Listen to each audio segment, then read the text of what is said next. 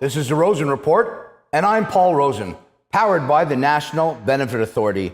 Today's special guest is a dear friend of mine and all Canadians, Kerry Goulet. Welcome, Kerry. Paul, can't thank you enough for bringing me on your show. No problem. Now, I'll tell you a few things, fun facts about Kerry Goulet. Kerry was born April 30th, 1959. It's a good year. I'm April 26th, 1960, so we're both Taurus. I don't know if that's a good thing or a bad thing. I guess I'd say ask our girlfriends, but I don't have a girlfriend. Kerry played 16 years in Germany, and we're going to talk about that. Kerry had over 2,000 points. Now, he's not going to say nothing because he's a very humble man, but we'll talk about that. The greatest thing that I love about Kerry, and there's many, many things about Kerry that you can love, is he started a company called Stop Concussions with Keith Primo. For those of you who want to look up Keith Primo, if you don't know him, one of the best big power centermen in the game, played with the Philadelphia Flyers, was the captain, played with the Detroit Red Wings. They started Stop Concussions in 2011. I'm honored to be an ambassador, education and awareness. We're going to get into that. Kerry Goulet, like I said again, an honor to have you on the Rosen Report. Well, it's an honor to be here. Obviously, Paul, we've been around the world together, and today sitting in the studio talking just not about myself, but all the things that we have done together is fantastic. Let's get right into it, Kerry. So, Kerry, born in Winnipeg, phenomenal family, great mother, Shirley Goulet. If you're watching out there, Shirley, I am a huge fan of Shirley Goulet. Obviously brought you up with great values. Winnipeg boy, hockey's obviously your life. Winnipeg, cold place in Canada. Yeah. Tell everybody about your journey as a young man, hockey guy, ton of talent, and how you ended up in Germany. Well, I'll tell you, Paul, as a young boy, we all dreamt of playing in the National Hockey League. Back in our days, of course, it was black and white TV. We only got CBC Saturday night. Watched some of the greats. Ronnie Ellis, who's a very dear friend of mine. Yep. I remember, obviously, Dave Keon, but Frank Mahovlich was the guy that I really wanted to emulate. And I got lucky. My mother was a speed skater, and she got me into skating at a very young age. I remember being out on the St. Vital Park outdoors, and I think it was 2 or 3, and I was on the back of her coattails. She was skating around, and I was on these, if you remember them, the double blades, and just fell in love with the skill, not just hockey, but also the skating part of it. Of course, cold, and then I got a chance to put a stick in my hand and never look back. Just got an opportunity to go through AAA at that time, AAA ice hockey at the highest level, and then never got drafted. Had a chance to go to the Winnipeg Jets training camp, or what was called at that time pre-rookie camp. Wasn't quite tough enough in those days. 1977 was my draft year, and John Ferguson Sr. The Jets were just going into the NHL, if you remember that, right. Back in the NHL. And of course, John Ferguson Sr. was the general manager at the time, arguably one of the toughest NHL players with the Montreal Canadiens. I just didn't fit their mold. I could skate pretty good, had a little bit of talent, but I was just not at the National Hockey League level. You're a goal scorer, though. You know what? I emulated Bobby Hull, Anders Hedberg, and Ulf Nilsson. Obviously, that was the big line when Winnipeg was in the WHA, and they were just so dynamic. They played a different style in the 1977 years. You got to remember, it was up and down the Broad Street pulleys. You know, you were a left wing, you stayed on left wing. But watching Bobby Hull and Anders Hedberg and Nilsson play, they were all over the ice. Nobody was a left winger, nobody was a right winger, nobody was a centerman. Right. They played the game with fluidity, and I wanted to be that. I wanted to play like that. And unfortunately, it didn't fit into the mold of the National Hockey League at that time. So I learned very young that, you know what, if you're going to beat, you got to have a specialty. And I got lucky. I was given a little bit of gift to put the puck in the net, and got a chance to travel after not making the National Hockey League over to Europe. They played team hockey, and that's what I loved about the guys like Hedberg and Nielsen who came over. And it was tough to come over at that time, like Salming and Inge Hammerstrom. Right. You had a lot of pressure on you as a European player playing in the NHL before it was like now in 2016, where there's a ton of Europeans and they can play their style that they want to play without any pressure, without any people in the room look, and you know from this, Yep. you know, you're in the room, you're playing on the ice, the fans are watching, everybody loves you, they hate you, whatever. But the pressure you have in the room from teammates, sometimes that can be harder than anything. So I love those two guys, Hedberg and Nielsen. I was a big Winnipeg Jets fan. Now tell everybody about Germany. Like, why Germany? And I've had a chance to play, when I played for the Canadian sled hockey team, we had 7 Deutschland Cups, and the German team, they were on the rise. Unfortunately, things didn't work out for them financially, but they were on the rise, and playing hockey in Germany was one of my favorites because the fans were insane. So tell us about the German experience. Well, what happened is I was also coming up through junior hockey. I became a little bit of an entrepreneur. My buddy and I owned a sound company, and I opened up the first official dance club in Winnipeg called Fridays at a very young age. I think I was 22 at the time. Still playing in the Cash League. It was the Central Senior Hockey League for the St. Boniface Mohawks. And then I got an opportunity to go to Thunder Bay and play with the Thunder Bay Twins at 25. We bought another nightclub with a guy named Dick Davidson, but still playing on the weekends and playing for the Allen Cup. And it was still a very prestigious cup at those days. Absolutely. And I got an opportunity to play in Thunder Bay with the Twins. They were a very strong team with a bunch of great players. Jerry Sismar, who we've lost along the way, I was a line mate with him, and Rick Aduno played in the National Hockey League. These guys just helped me kind of better my skills. At 26, we won an Allen Cup together, and there was an agent in the crowd that watched me play and said, "Wow, you've got talent for Europe. You play a different kind of style. You're not a disciplined type player. You're all over the ice, but you're very creative." And the guy made me an offer, and I kind of thought, well, you know what? I'm not sure I want to take the challenge of leaving at this age. And I got my first offer was actually going to Fife, Scotland, and one of the perks was to play once a month on the big course of St. Andrews, golf. And I thought, wow, that's really interesting. But my fiance at the time, she was from Thunder Bay. She said, I have no interest. Let's get married, start a family. And I just said, you know what? Got a chance to play ice hockey in Europe. I got to think about it. I actually turned it down and saying, you know what? Ice hockey in Germany or ice hockey in Scotland really didn't sound that exciting. So I turned it down. That was in April. And then in June, he called me back and said, listen, found this little team in Germany. It's a little town called Eschweiler.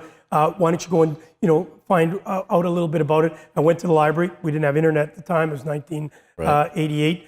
I went and found this atlas, opened it up, couldn't find it, and said, that's what I want to do. I don't even know where it is. Right. I'm going. Jumped on a flight, flew over to Holland, landed at Schiphol in Amsterdam.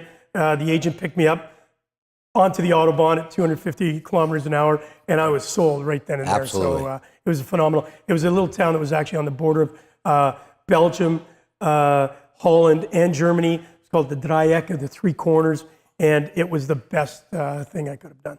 And you had a great career there, great life there, tons of friends, and you go back all the time. It must feel like a second home. Yeah, well, I got very lucky in the sense that I was billeted the first year. It was actually a family from South Africa who I stayed with, the Grubensteins, and they just treated me like royalty when I stayed with the kids. We're still close today. I talk to them, once a month actually.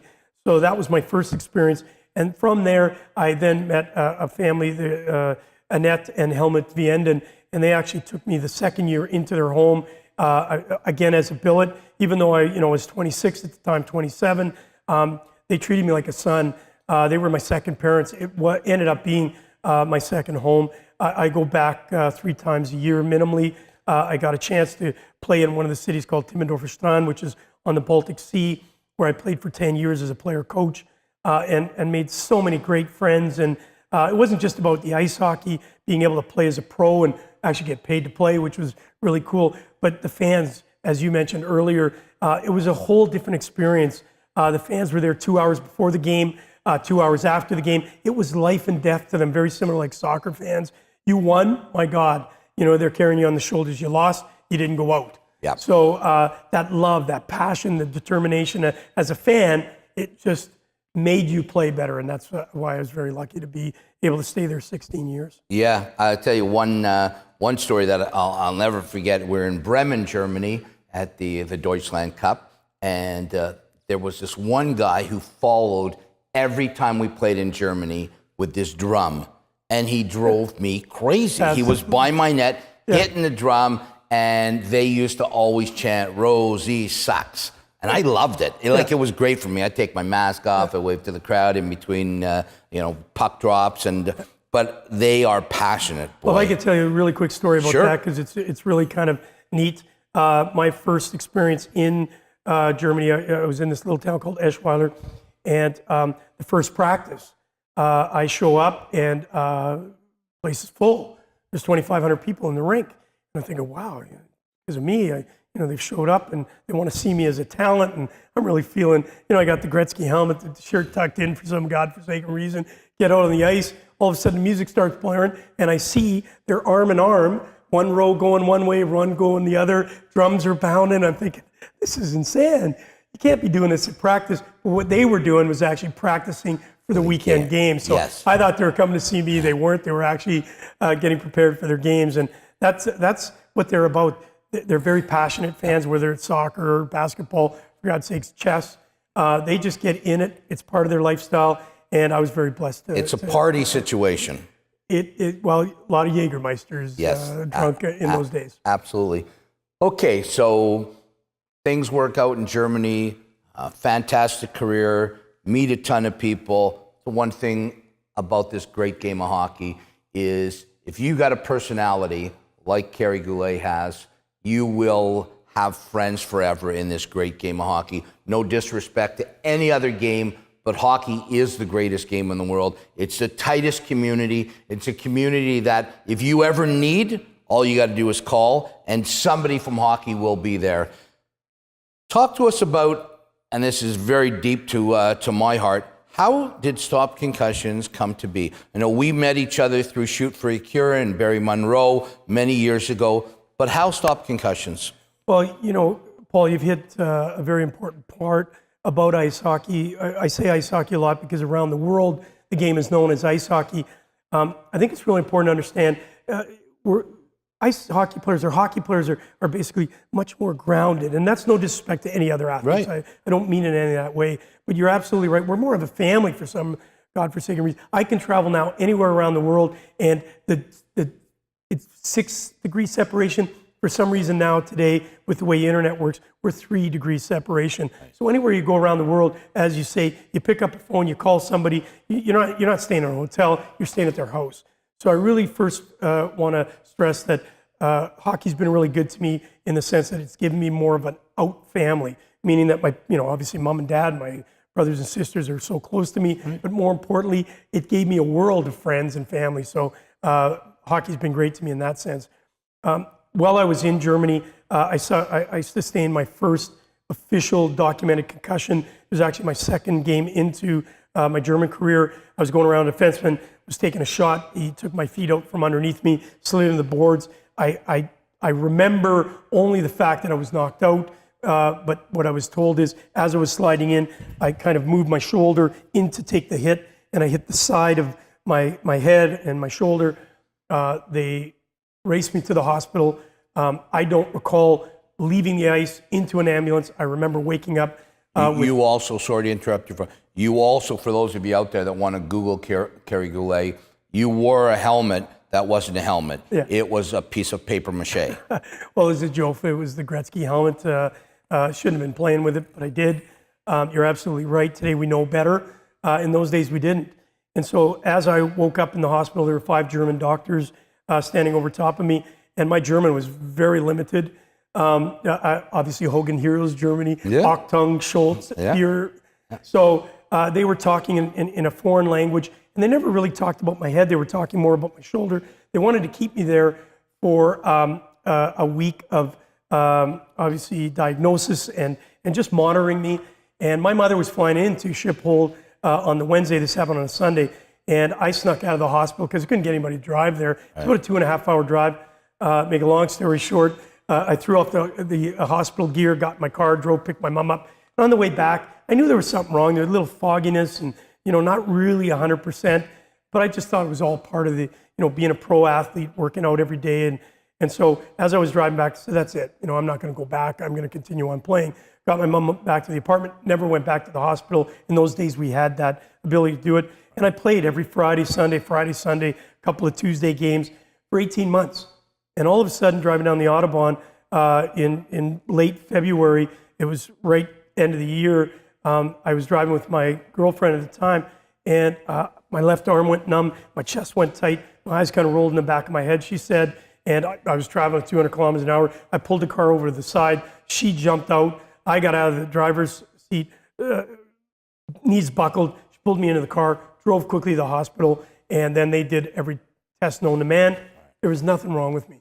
So I went through a very serious summer of depression, a lot of anxiety, and then they took me to a psychiatrist, basically, and said, listen, you're going through anxiety. We're going to throw you on a psychiatric drug. This was in 1989, where we didn't really understand it all, and basically said, you are a sufferer of anxiety or depression. You'll get through it. The drugs will help you through it. And so that's what happened. Throughout that summer, I lived in darkness, very, very scary times, not ever considering suicide, but my dreams were about people committing suicide. When I looked at a knife, I thought about somebody killing themselves, and then I realized there was something wrong. So over the year, I got back, fortunately, threw the drugs away, got lucky, got through the next couple of years, played another 11 years, and then when I got back, I donated my time to Shoot for a Cure, which is a Canadian spinal research organization with Barry Monroe. My buddy had broken his neck 38 years earlier, so I knew I wanted to give back. And that's when I met Keith Primo. And then that was in 2004 when I officially got to know Keith. He was our spokesperson at the time with Shoot, and then he had his career-ending injury. I worked with him through his concussion state, and that's when we decided, you know what, we needed to understand this more. And then I met Ron Ellis. And Ron Ellis, obviously very well known through his depression. We realized that we were damaging our brain at an alarming rate. We didn't know why, we didn't know how. So somebody had to step up as an athlete and do it from an inside approach. And that's what Keith and myself did. And we started up Stop Concussions with the idea of educating people on the cause, effect, and consequence of the injury. You know it, you've been there, you've gone down the path. And I think kids need to hear it from us. Parents need to hear it from us. We've lived the game, we've sweated the game, we've bled the game, and now we have to make sure that we want our kids playing, right, but we need to educate ourselves on it. So that's how Stop Concussions was formed. Yeah, and I could tell you out there watching the Rosen Report with Kerry Goulet that Stop Concussion, and there's a lot of organizations out there, and at Stop Concussions, we just want you to understand, educate, awareness. But I'll speak as in a little bit of selfishness with Stop Concussions and the group at Stop Concussions, both Keith, Wayne Primo, Christian Hansen, Kerry Goulet, obviously, Tony Meal, who is the backbone of Stop Concussions. Concussions are unbelievably serious. Kerry talked about depression. I had a 20-year addiction to pain medication. Depression, unbelievable. You're on the ice with 10,000 people. You're a hero. You're a god. You're in the NHL. You're playing in Germany. And then you get back to your hotel room and you feel like nothing. We have to get people to understand the effects of concussion so we can, I don't think we're ever going to get rid of concussion, but we have to make it so people understand how we can help make it a little safer. Yeah. In all aspects of life, not just the games. And that's why I am so proud and honored to be a part of Stop Concussions, because everything that Keith and Kerry do, they do for the betterment of humanity. And Kerry might be looking at me like, you know what, Rosey, you're talking. No, I am talking the truth. These guys, they don't do it to make a fortune like other companies out there. They do it for the betterment of society. So that little 12-year-old boy, and I've seen this gentleman here go into a hospital and talk to a family and get that little boy or girl to understand with some of the things he does in Australia now to make ice hockey the game that it's going to be. It is now, but going to be down in the future in Australia, where everybody loves the game and wants to play the game and doesn't need to play it at a professional level, but wants to play it for what it is, the greatest game in the world. but he also wants people to understand that if you have a problem, you can call Stop Concussions. We're going to give the number out at the end of the show. You can call them, and you'll talk to Kerry. You won't talk to somebody else. You'll talk to him. That's why I have the utmost respect for this gentleman and what he does for the cause Stop Concussions. This is the Rosen Report, powered by the National Benefit Authority. I'm Paul Rosen, and we'll be back after these messages. The National Benefit Authority helps people with disabilities receive the disability tax credit from the Canadian government. We navigate all obstacles with you to determine your eligibility and position you best for a successful 10-year retroactive claim and to receive up to $20,000 for an adult and $50,000 for a child. The National Benefit Authority went back 10 years and got me money I didn't even know was mine. Get the money you deserve. Call us at 1-855-456-6688. I can't thank you enough for those kind words. Of course, it's a great team that we have involved. Obviously, you mentioned Keith and Wayne, and Ron Ellis has been a big advocate of it. Listen, we want our kids playing sport, and we now know that this is an injury that is there. It's real. At first, we kind of swept it under the rug. Now we can't. And so I think you mentioned it important. It's 24/7. It's around. We could trip on a rug and bang our head. We could fall off a swing set. We could fall off a bike. It's not just about sport. It's understanding as a parent, as a coach, as an administrator, that we have to look for the signs and symptoms of it. We're not going to eliminate the injury as we can eliminate a knee injury. What we can do is mitigate the risks. And that's why with a great team, Malcolm Sutherland, who's helped us develop a prevention platform, it allows us to go out and say, listen, it's not the boogeyman. Concussions are what they are. If you educate yourself on it, understand it, heal it properly, go through the proper protocols, you can come back at, like any injury, return to play when it's right, and you can continue on playing the sport. Listen, I got very lucky. I maybe didn't make it in the National Hockey League, but I got to a high level. I was there the day the Berlin Wall came down in Berlin. And I'll tell you what, I probably never would have had that opportunity had hockey not taken me there. So I think we always talk about sports brings us those intangibles, the camaraderie, you know that, you've been in the dressing room, that family experience, but also leadership. It allows you and I to do what we do. I know you've given me a bunch of accolades, but Paul, yourself, you've been with me along the way. We've done a lot of things together. You are absolutely an incredible ambassador for us, as is Keith Primo. And what we need to do is collectively work together and allow our kids to experience the great highs that we have.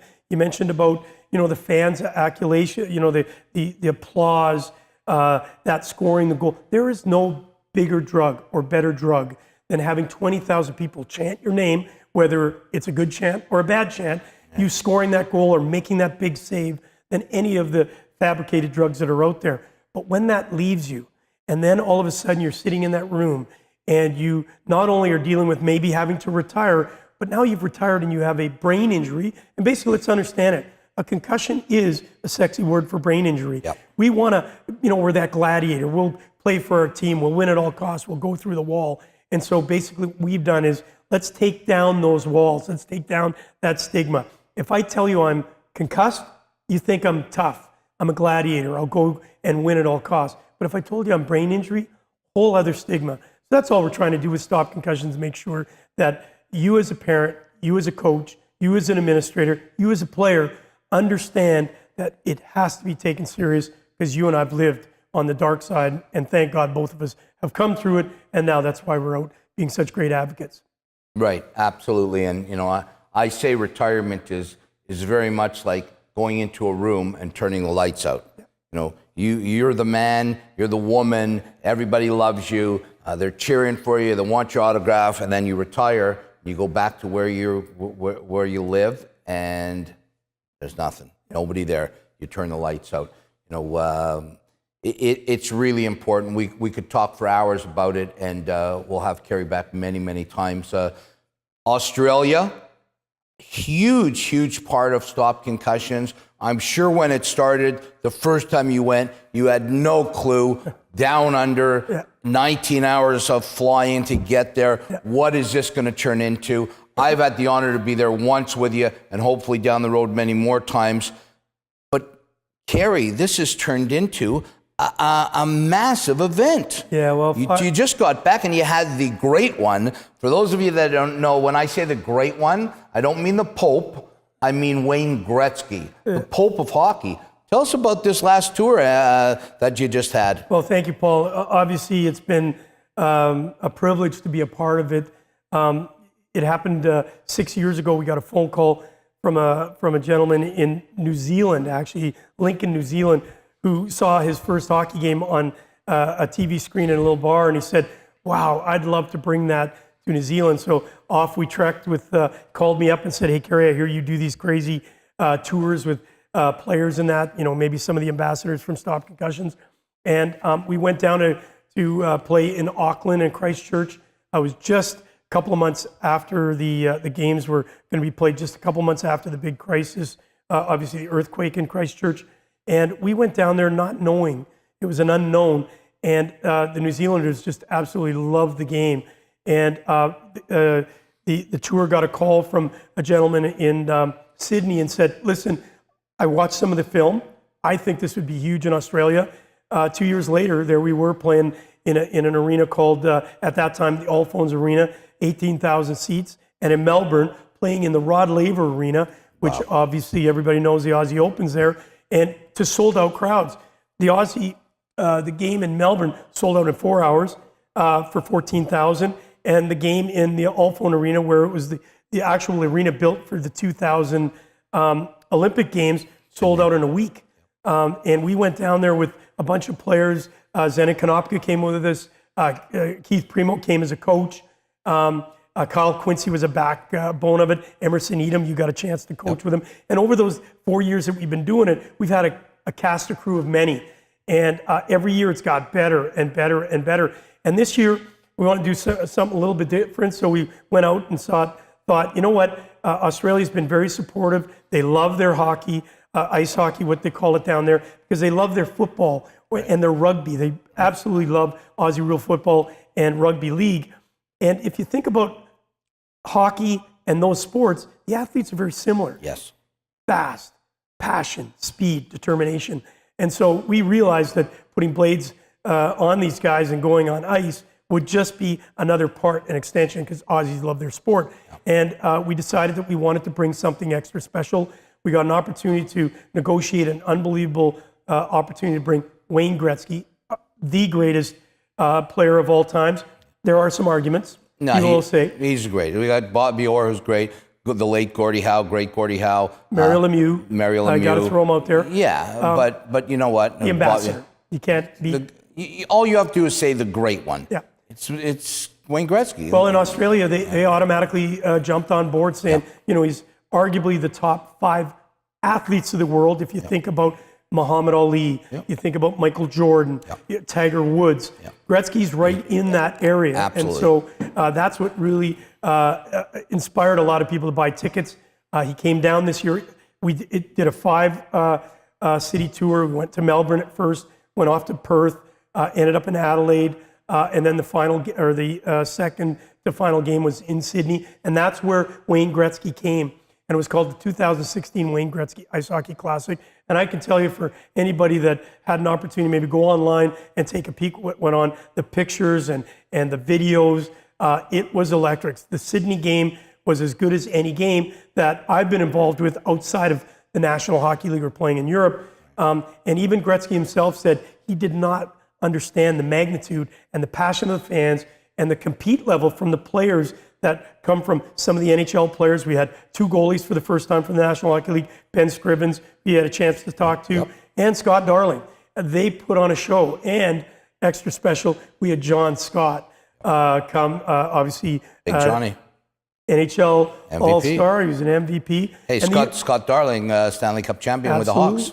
Brendan Bullock came, also an All-Star. And the year before we had Brent Burns, who I'll tell you what, just made the excitement for fans in Australia even that much greater. Should have been, I'm looking at the camera, should have been the Norris Trophy winner as the best defenseman in the NHL. I'll throw it out there. Drew Doughty, great player, but guys, whoever voted, you missed it. Burnsy was the hands down, in my opinion.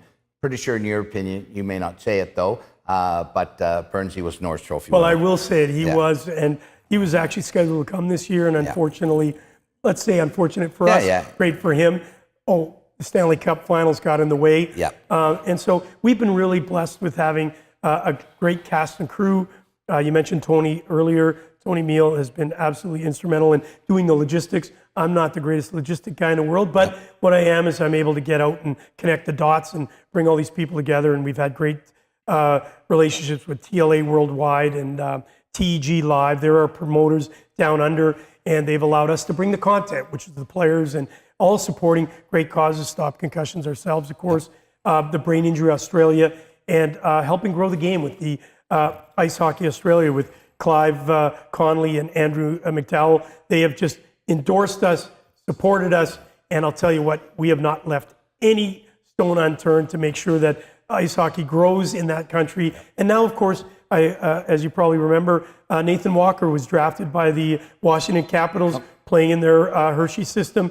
Hasn't got called up yet, but he's very close, and it'll be the first time ever an Australian has played in the National Hockey League. So there's a lot of good things coming down under, and we're glad to be a part of just helping to grow it that little bit. And Hershey in the Calder Cup finals. Yeah, he was also going to come and play. Unfortunately, those cups get in the way guys all the winning. time. Like, what's- Ian Cole. what's up Ian with it? Cole Yeah, was on yeah, it. yeah. He was coming down, and he actually won it. Sorry, Yeah, Burnsy. yeah. Great final. Ian Cole was probably the way he played. Brian Dumoulin was also coming. Compliments to obviously Sid the Kid. He played phenomenal. We actually watched the Stanley Cup Finals in Australia, so they really helped grow the game. Yeah. Phil Kessel, who led Sochi with the Americans. They didn't win a gold in Sochi, but led the entire tournament in points. And then Stanley Cup champion, led the Stanley Cup Finals in points. Was very close to winning the Conn Smythe Trophy, which Sidney Crosby won, but he is not good enough to make the American team for the World Cup. They didn't ask my opinion, so whatever. What can I say? But you know what? The Australian adventure is fantastic. If you want to get involved, I'm sure you can get a hold of Kerry or Tony through Stop Concussions. Australia 2017, it will be fantastic. On a side note, Kerry Goulet and Tony Meal, good friends, dear friends of mine for many years, kind of like family. Love them both. And Tony Meal will be known very soon as Mrs. Tony Goulet. Carrie Goulet asked Tony to marry him, as only The Bachelor could do, like the Bachelor movie, the Bachelor series. Carrie gets down on one knee in Australia in front of 20,000 people and asks Tony to take his hand in marriage. She said yes. We weren't 100% sure, but she did say yes. So I'm looking forward to the wedding and being a part of it, as I love both of them. You've had an incredible life. You know, you're 57 years old. I know you're proud of that. I'm proud to be 56. We've done what we've done. You've had some incredible highs, and you've had some unbelievable lows as life takes you. Yeah. If you could go back and talk to the 15-year-old Kerry Goulet, what would you say to him? Well, the trials and tribulations of life that we all go through allow you to learn. And when I was 15, I thought I knew it all. I thought I was going to play in the National Hockey League. I wasn't as prepared as I thought I was going to be to take that next step. So if I could change anything going back and talking to myself, it would be take every moment, take every possibility, and make it your best one. Sometimes we become complacent in life. I had some skill. I didn't pay the price to the degree that maybe I should have. It's tough because I have had a great life. Had I made the National Hockey League, I maybe never had the opportunity to go to Europe and gain such great friends. So it's sometimes, the balance, the juggling act. But the one thing that I would definitely state at that time, take every moment as it's your last moment, whether it's playing sport, whether it's living life, taking a breath, and make sure that you take time out to enjoy the people around you, the people that you love. because as we get older, we lose very special people along the way. I lost my father at a younger age. Those are the things that you kind of look back and miss. And so I really think that the one thing that all of us have to take, especially today with young kids, we've all got, we're tweeting and Facebooking and we don't really take that time to communicate. Right. Put them down, talk, communicate, share the passion of life. And I think that's the most important lesson today that we can teach our kids. Yeah, that was great. And I will tell you for sure that whether Kerry made the NHL and went left instead of what he did and actually played in Europe and went right, I will let you know 100% that whatever Kerry did or does or will do, he leaves a mark, an unbelievable mark everywhere he goes. It's been an honor. Kerry, you got a seatbelt on your couch, so you want to strap in right now? Because it is my favorite part of the show. It is rapid fire on the Rosen Report, powered by the National Benefit Authority. Kerry, here we go. All right, I'm ready. Favorite movie? Slapshot. All righty. Favorite restaurant? Hungry Jack's. Hungry Jack is the Burger King of Australia, and it's good. Name of your first pet? Toro. For the Toronto Toros. No, he actually looked like a lawnmower. Oh, okay. First car? Pinto. Beauty. Didn't blow up, did it? It was, actually, I'm going to take that back. That was my second car, a 62 Bel Air. Actually, the back seat was my apartment. It was bigger than a house. Favorite band? Wow. Guess who? Guess who? Winnipeg Boys. Also, Alan Frew, got to put a shout out to them. I always loved that was Last great. Tiger. We went to see Alan Frew a while ago, and he's recovering from cancer. What a great concert that was. Unbelievable. That was, yeah. Wasn't sure of the venue and where it was or what it was, but it turned out to be fantastic. I enjoyed myself. Yep. That was a great night with Tony Meal and Carrie Goulet. Favorite country? Canada. Absolutely. Favorite city? Oh boy, I've been to so many of them. Again, Winnipeg being my home city, but I would say right now, Sydney, Australia. Okay, cool. I like that. A place to retire to? Darling Harbour. There you go. Favorite food? Well, you can see from my waistline, and I said Hungry Jack's, I would probably say pizza. Okay, cool. Nothing wrong with that. Favorite sport? Well, it gave me everything. It's been a journey, and without hockey or ice hockey, I would not be where I'm at today. So it's the greatest. And if I could just say that when you look at all the sports, it's the sport that you do at a high speed on blades of steel. You pass, you shoot, you score, and it's the only game that you're actually entrapped in these boards. Finest athletes, greatest people, and a big family. Got to agree with that. And you can't get out, no matter. Once you're in, kind of like the mafia. Yeah. You get in and you can't get out. No. If you want to get out, you can't get out. Okay, Gooch, and I say Carrie Goulet, but everybody knows him as the Gooch. He's the Gooch to me, will always be the Gooch to me. It's been a lot of fun on the Rosen Report. Last question. If you could change one thing in the world, what would you change? Yeah, with today, how crazy the world is, and the senseless killings and shootings, and all throughout the United States, we have it. We have issues today at home, here in Canada, around the world, the bombings and the senseless killings. It's peace. If we could just learn, we all bleed, we all cry, we all laugh the same, whether it's race, whether it's color, whether it's your sexual orientation, we're all humans. Let's learn to love rather than hate, and we'd be in a better world. And I just pray before I leave this planet, we can make a little bit of a difference, and we see peace and true peace around the world. Tough to see that, but we can all pray and hope that that's what that we can change. As the late, great John Lennon once said, give peace a chance. Gooch, Carrie Goulet, what an honor. Rosey, buddy. love you. Love you. Fantastic show, love being here. Thank you for being here. Carrie Goulet, great guest on the Rosen Report with myself, Paul Rosen, Powered by the National Benefit Authority. Until we meet again.